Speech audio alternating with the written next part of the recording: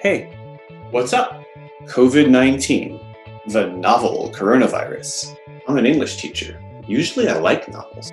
Has made us all become teleteachers, even if we had no experience doing that kind of thing before. It's left many of us teachers wondering, how can we best teach our students at this time? How can we help them learn and grow as we always have? That's why I made these videos. I call this series TIFTO, short for Tips for Teaching Online. Tiptoe through the tulips? I'm an education professor and a 20-year teaching veteran, but I don't have all the answers. Each episode, though, I'll try and share an idea with you.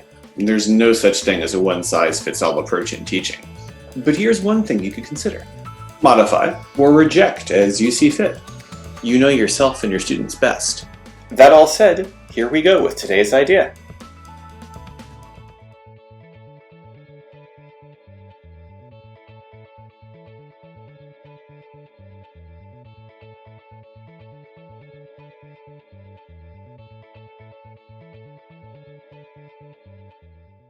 So we all know that an effective classroom doesn't just ask students to memorize content. We want those students learning at higher and more complex levels. Sure, they need all of that basic information on which to base those higher level tasks. But our goal is always to get them to those higher level tasks. You know, Bloom's taxonomy? Bloom's! No, seriously, Bloom's taxonomy. That's that map created by Harold Bloom that helps us see that beyond just memorizing and repackaging information, we also want our students to be able to apply it to new contexts, analyze it to see how it operates and how its component concepts interact, critically evaluate its merits and flaws, and create wholly new products that reflect their complex understandings. But how do you do that in an online distance learning environment? Well, there are lots of ways, but here's one. Why not try a classroom discussion or debate just in a remote learning online format? Let's say you've spent a unit with your students learning all sorts of information about superheroes. So by now they know that lower order basic knowledge collection of facts about, in this case, Superman, Batman, and Wonder Woman. They know in each case where the superhero is from, what powers that superhero possesses, what their personality is like, and what their weaknesses are. But to make this a higher order skill activity, let's ask the students to apply that knowledge. We'll give the students a problem to solve. Let's say your city is under attack by a criminal mastermind who has the power to control the climate.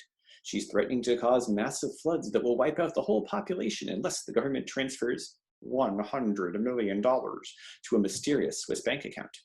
Now, the problem is they can only pick one superhero to try and save the city. So who should it be? Now, clearly, there's no one singular answer to this problem, Batman, but just a goal, right? This problem exists. No one has yet identified a means for reaching that goal. The test for a higher order problem solving activity is, in the words of one of my former students, is the answer Googleable? If the answer is not Googleable, chances are it's a higher order, more complex kind of problem to solve. Problem solving builds on all the knowledge they've been acquiring so far, but if you, the teacher, have already laid out all the means, then that's not really higher order. The student has to come up with the strategy herself. That's what makes it problem solving.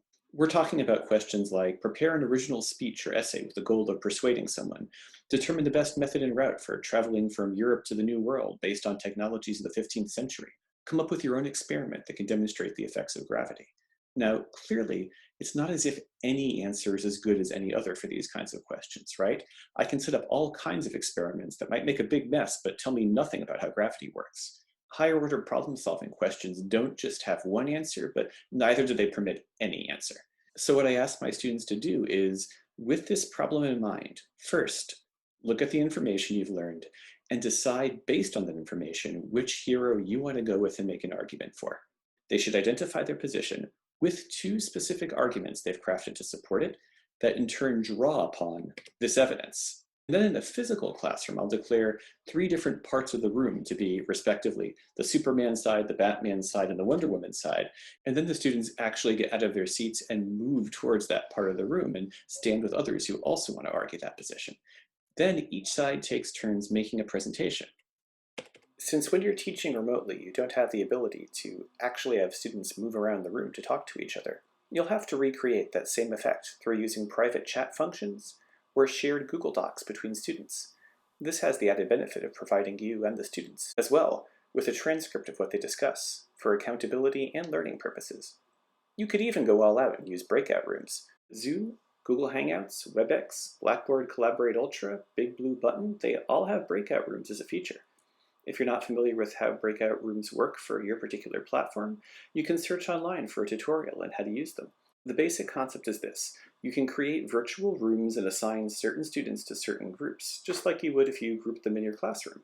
Only because each group is in its own isolated bubble, they can't hear, distract, or be distracted by the other groups, and you can pop into any group you want to anytime. So now the students have met, they've conferred, they've assembled their case, and they're going to make their presentation. And through screen sharing, students can actually have that presentation visible to everybody else in the class. There's no need to strain or squint or have a hard time hearing what's going on because it's all right there.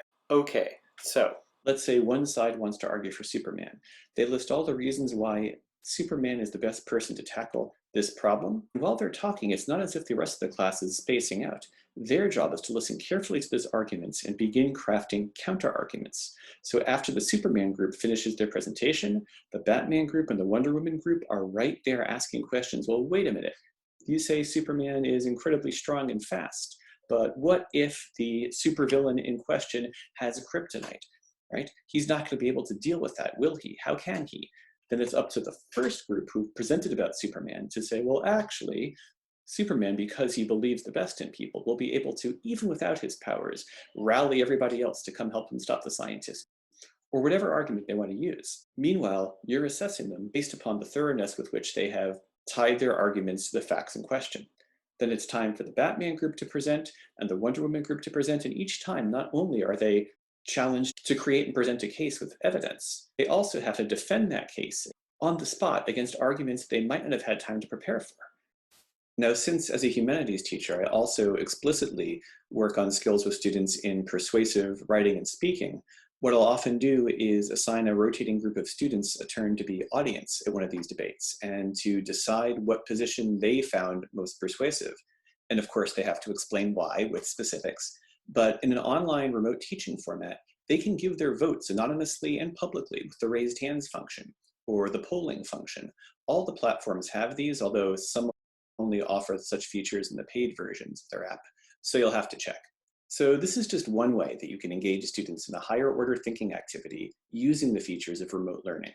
Remember, just because you're teaching remotely doesn't mean you have to manage your ambitions about how much higher order thinking you can engage your students in. Remember, the sky's the limit. It's a little chilly up here. And write to me about what worked and what didn't at edinfinitumpodcast@gmail.com.